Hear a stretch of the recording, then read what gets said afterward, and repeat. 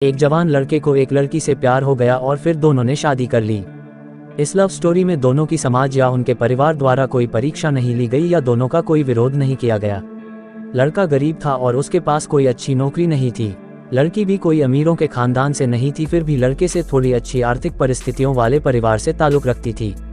शादी के कुछ महीनों बाद ही दोनों के लिए परिस्थितियां कठिन होती जा रही थी। पति बड़ी मुश्किल से गुजर बसर करने लायक पैसे कमा पाता था। पत्नी भी परिस्थितियों को अच्छे से समझ रही थी, इसलिए वह कोई ऐसी डिमांड बिल्कुल नहीं करती थी जिसे उनका खर्चा बढ़े। एक दिन सुबह सुबह पत्नी ने अपने पति से कहा, देखिए जी, मेरी हेयर क्लिप टूट गई है, अगर हो सके तो एक नई खरीद कर ला कर दीजिए, क्योंकि मेरे बाल काफ़ी लंबे हैं और बिना क्लिप के इन्हें संभालना काफ़ी कठिन हो जाता है। पति पहले तो चंद सेकंड तक कुछ नहीं बोल पाया, फिर उसने पत्नी से कहा, मैं तुम्हारी हर इच्छा पूरी करना चाहता हूँ, लेकिन तुम फिलहाल हमारी जो कंडीशन है उससे भली भांति परिचित हो। देखो, मेरे हाथ की घड़ी कई महीनों से बंद पड़ी है, मैं उसे भी ठीक नहीं कर पा रहा हूँ।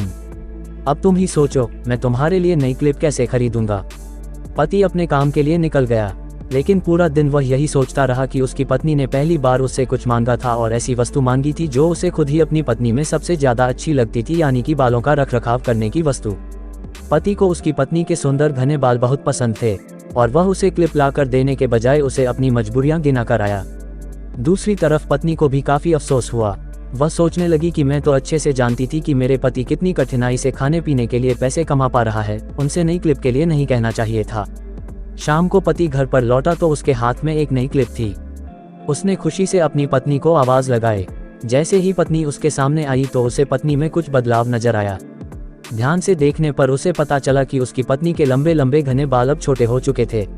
पति ने बालों में लगाने वाली क्लिप को अपनी पत्नी के हाथों में देते हुए पूछा, तुमने अपने बालों के साथ क्या किया?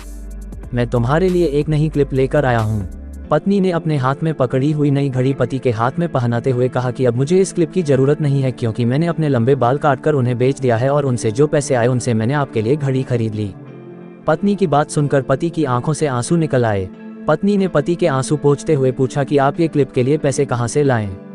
पति ने कहा कि मेरी जो बंद घड़ी थी उसे तो मैं रिपेयर करवा नहीं पा रहा था और तुम्हारे लिए मुझे क्लिप लेनी थी, तो मैंने उस बंद घड़ी को कुछ रुपयों में एक घड़ी वाले को बेच दी और उन पैसों से तुम्हारे लिए क्लिप खरीद लाया।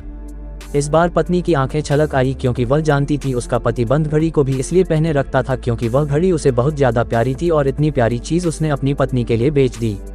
कहते हैं कि पति के लिए पत्नी से बढ़कर और पत्नी के लिए पति से बढ़कर कोई दोस्त नहीं हो सकता।